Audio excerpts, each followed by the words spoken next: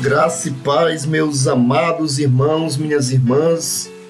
Eu sou Jair Pereira, discípulo comprometido de aliança e conselheiro da assistência geral do Reavivamento e Desenvolvimento Integral. Sejam bem-vindos ao grupo de evangelização do Movimento Católico Discipulado de Jesus Cristo. Estamos nas meditações orantes do curso bíblico católico, nos livros de Esdras e Neemias. A leitura de hoje nós meditamos em Romanos, capítulo 9, versículos 1 a 5. Romanos, capítulo 9, versículos 1 a 5. Meus amados irmãos, minhas irmãs, o discípulo só cresce no caminho da palavra de Deus e do Espírito Santo. Por isso, abra a sua Bíblia e vamos juntos meditar a palavra de Deus.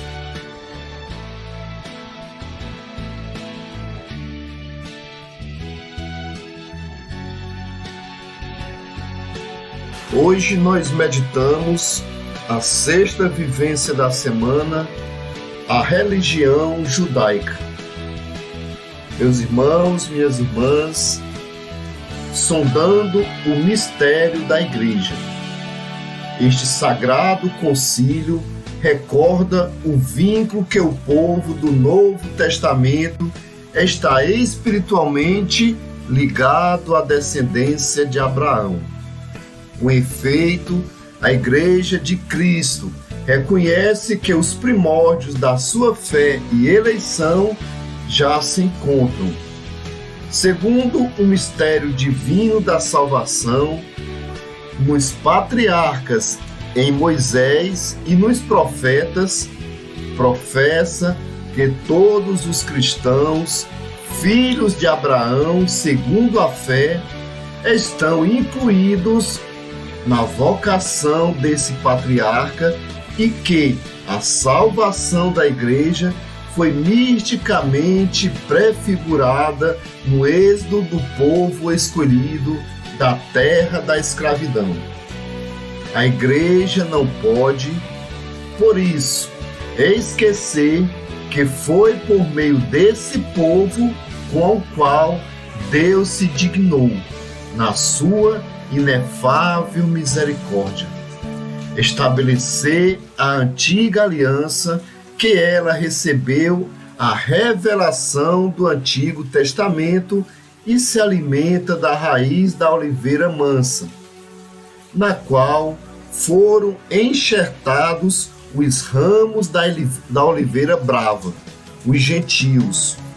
Com efeito, a Igreja acredita que Cristo, nossa paz, reconciliou pela cruz os judeus e os gentios, de ambos fazendo um só em si mesmo.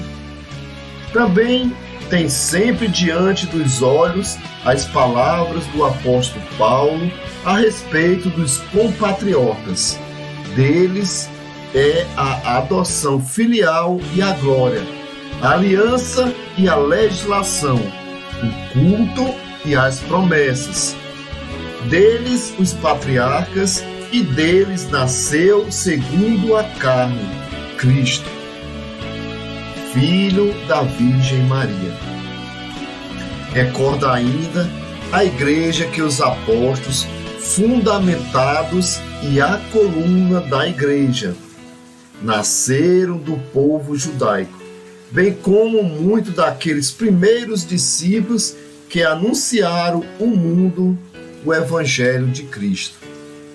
Segundo o testemunho da Sagrada Escritura, Jerusalém não conheceu o tempo em que foi visitada, e os judeus, em grande parte, não receberam o Evangelho. Antes, não poucos se opuseram à sua difusão. No entanto, segundo o apóstolo, os judeus continuam ainda, por causa dos patriarcas, a ser muito amados por Deus, cujos dons e vocação não conhecem arrependimento.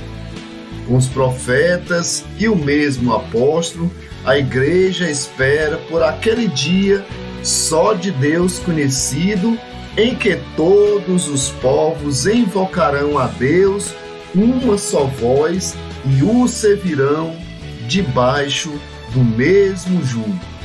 Sendo assim, tão grande o patrimônio espiritual comum aos cristãos e aos judeus. Este sagrado concílio quer fomentar e recomendar entre eles o mútuo conhecimento e estima, os quais se alcançarão sobretudo por meio dos estudos bíblicos e teológicos e com os diálogos fraternos. Ainda que as autoridades dos judeus e os seus sequazes ungiram a condenação de Cristo, a morte não se pode, todavia, imputar indistintamente a todos os judeus que então viviam, nem aos judeus do nosso tempo, o que na sua paixão se perpetrou. E embora a igreja seja o novo povo de Deus, nem por isso os judeus devem ser apresentados como reprovados por Deus e malditos, como se tal coisa se concluísse da Sagrada Escritura.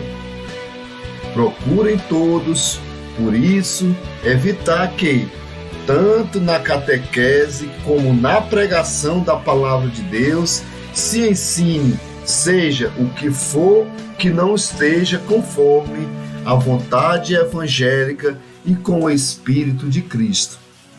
Além disso, a Igreja que reprova quaisquer perseguições contra quaisquer homens, lembrada do seu comum patrimônio com judeus e levada não por razões políticas, mas pela religiosa caridade evangélica.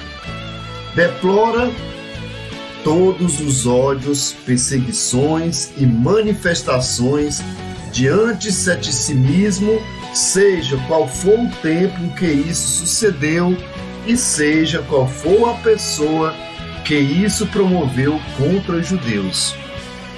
De resto, como a Igreja sempre ensinou e ensina, Cristo sofreu voluntariamente e com manso, imenso amor.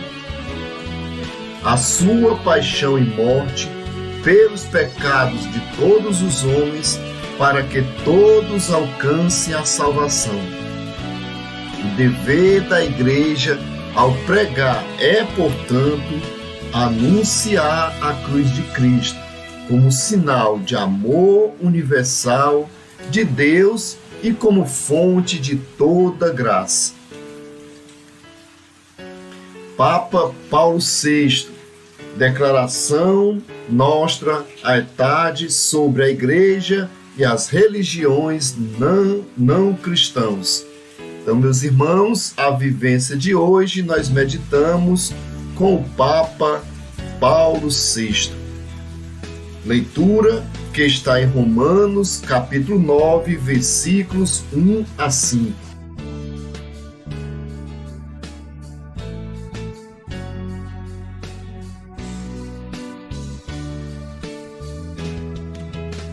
Muito bem, meus amados irmãos, minhas irmãs, que a palavra de Deus continue frutificando na sua vida. Faça agora a leitura de hoje. Nós meditamos em Romanos, capítulo 9, versículos 1 a 5. Que você possa agora fazer esta leitura. Romanos, capítulo 9, versículos 1 a 5. E deixe aqui a sua partilha nos comentários. Assim, nós vamos nos ajudando, uns vão edificando os outros no caminho da palavra de Deus. Encerrando a meditação de hoje, convido você para fazer o CCC, curtir, comentar e compartilhar este vídeo. Muito obrigado, meu irmão, minha irmã, pela sua participação. E até a próxima meditação orante do grupo de evangelização do Discipulado de Jesus Cristo. Graça e paz.